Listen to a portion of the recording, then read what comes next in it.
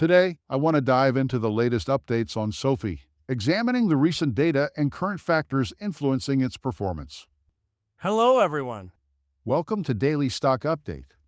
If you are new to the channel, be sure to subscribe to the channel and turn on post notifications by hitting the bell so you never miss any of our uploads and also enter our giveaway. But before that, alert, this is not a financial advice video. Let's start with the basics. SoFi is currently down by 0.47%. It recently hit a low of $6.36, but shows signs of potential recovery, though it hasn't managed to surpass the next significant resistance level.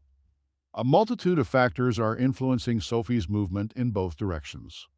Firstly, there are last-minute anxieties related to GDP and PCE, particularly PCE. Analysts are speculating that if these figures are negative, the Federal Reserve might consider rate hikes. This concern over rate hikes is a major focus for the market right now, and it's causing increased volatility, especially in growth stocks and sectors sensitive to interest rates. This is one reason for SoFi's volatility, but it's worth noting that SoFi is performing slightly better than other fintech companies. This relative outperformance is partly due to a recent analyst rating from Jefferies, which reaffirmed a buy rating for SoFi. The analyst, John, has a 61% success rating, which is quite good compared to others with success rates of 51%, 46%, and 30%. As we approach the end of Q2, we're keeping an eye on any changes in analyst estimates for SoFi's earnings per share and revenue. Currently, there are 11 analysts with a consensus revenue estimate of $566.41 million. One analyst recently revised their estimate upward, from $565 million to $566 million, indicating some bullish sentiment. When it comes to SoFi's upcoming earnings, there's optimism that the company will deliver strong results, though it's uncertain how the market will react. Recently, SoFi hasn't had any specific news or SEC filings that significantly impacted its stock. Short sellers haven't been very active either, returning around 87,000 shares in recent trading days. Currently, 17.76% of SoFi's free float is being shorted, totaling 184.35 million shares, equivalent to $1.19 billion. The average cost to borrow these shares is 0.95%, with a utilization rate of 72.79%, which is relatively high.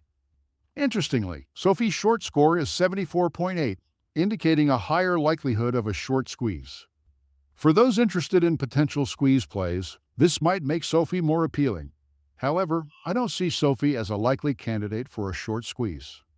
In terms of options trading, there are $2.24 million in call options and $547,000 in put options. This is lower than what we've seen in recent trading days. About 43% of today's options activity is bullish, with many call options targeting the $6.50 strike price.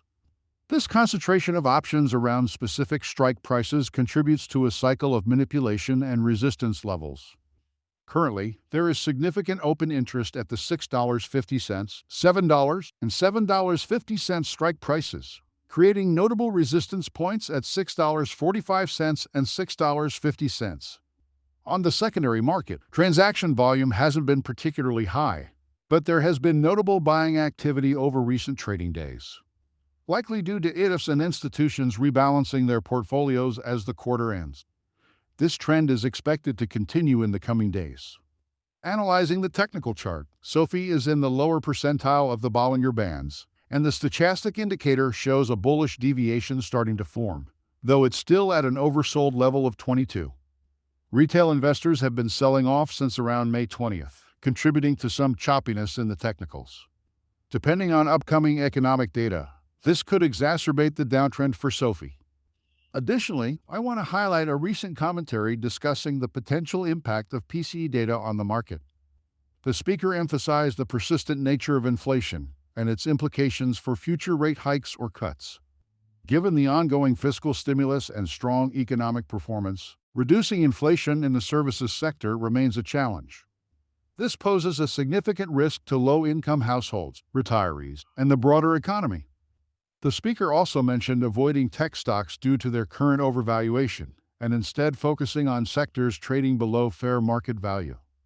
This perspective could influence broader market sentiment and impact stocks like SoFi, which some consider a good value play when viewed as a bank or fintech.